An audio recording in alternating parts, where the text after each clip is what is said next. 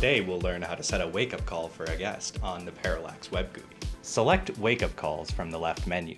You can set individual or multiple wake-up calls for a single guest room. First, query the room by entering the room number and clicking the View button. Once the room is queried, the time and date controls will become active. For an individual wake-up call, enter the time and date desired and click the Set Wake Up button.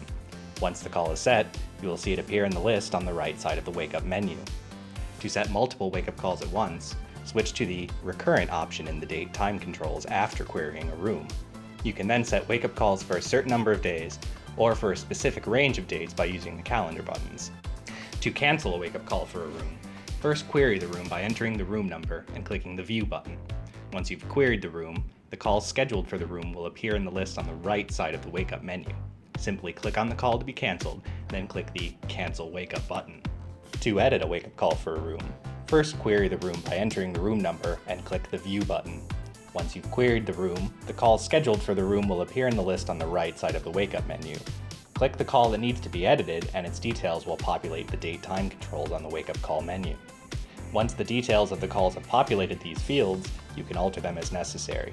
Save your changes by clicking the Set Wake Up button.